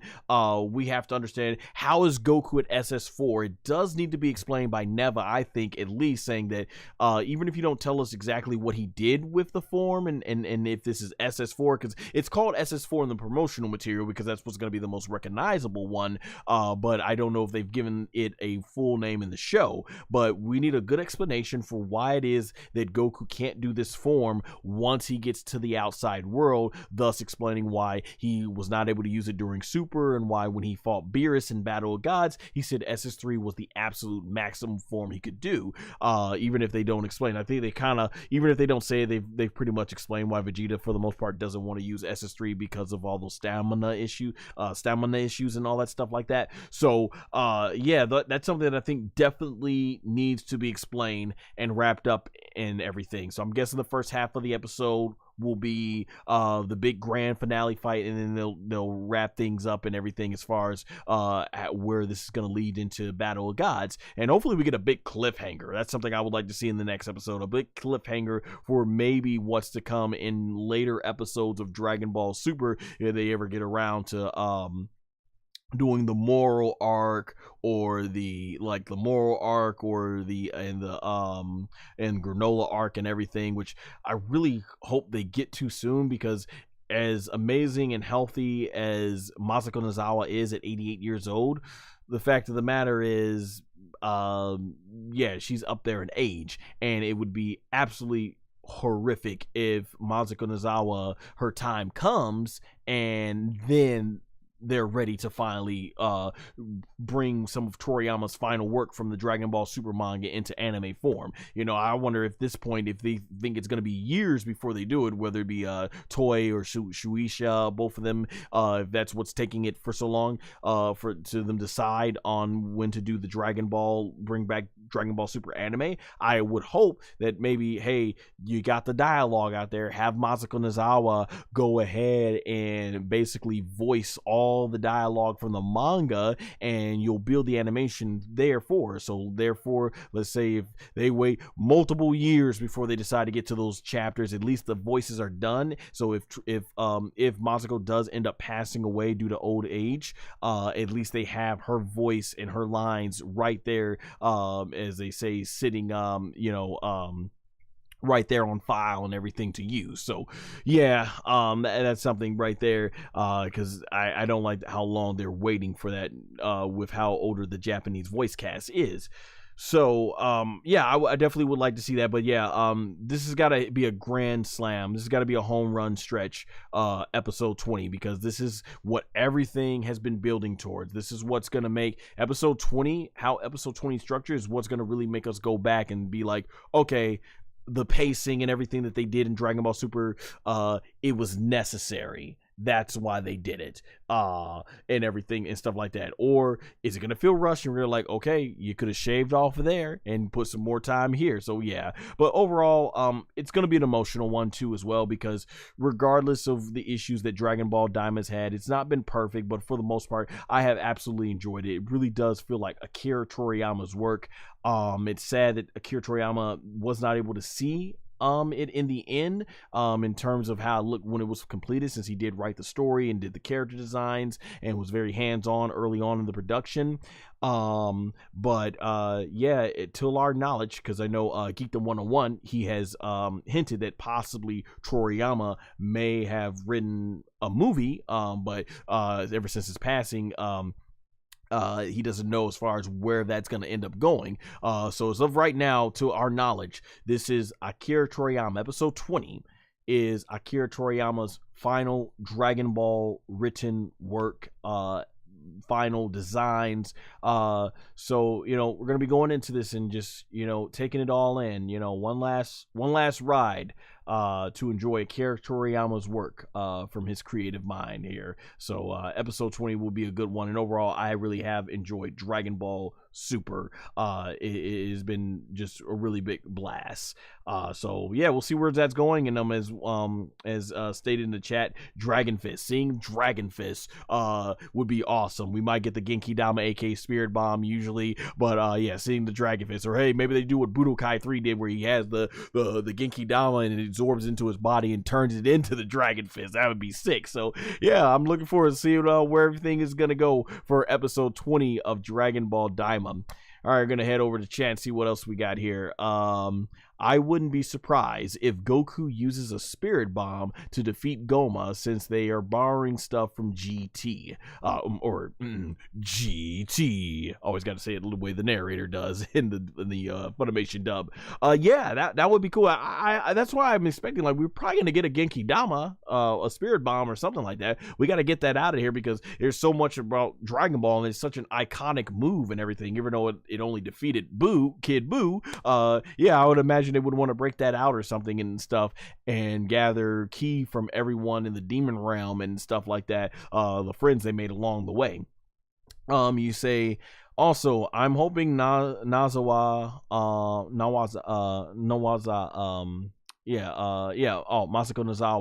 Nozawa found an understudy. Yes, that's something that I haven't heard about. Like, knowing the woman is 88 years old and that she's up there in age, I would imagine, hey, get someone who can replace Masako Nozawa for when her time does come. But I don't know if they have. And yeah, you cannot rely on her forever, obviously, and stuff like that.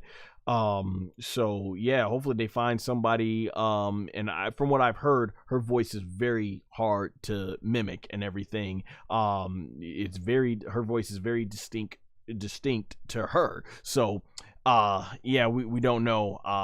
It's gonna be a sad day in the Dragon Ball fandom when her time comes. Because I think Akira Toriyama,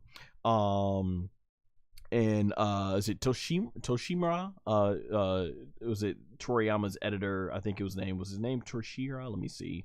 Toriyama's editor. Yeah. Torishima. Yeah. Kazuhiko Torishima. Akira Toriyama, the man himself, Masako Nozawa. I think if you were to make a Mount Rushmore, and probably Shunsuke Kikuchi for the music and Dragon Ball, those would probably be four iconic figures that I think you would put on a Mount Rushmore for the four most important figures in Dragon Ball history that really helped make the series what it is. So yeah, definitely. That being said, hey, I appreciate the love in the chat for everybody who showed up tonight as we enjoyed this. It's been a blast doing these Dragon Ball DAIMA episodes for the last, 20 weeks and so. Episode 20 will be the last stream, but I will have more Dragon Ball content coming out, even though I'll be ending the weekly live streams for Dragon Ball DAIMA, obviously. More Dragon Ball content to come. But that being said, you can click there on the screen to see more, and also make sure to like and subscribe and hit the notification bell so you're notified when I release Dragon Ball DAIMA episode 20 review. And all my social media links will be right there in the description and pinned comment below. Until next time, everyone, take care.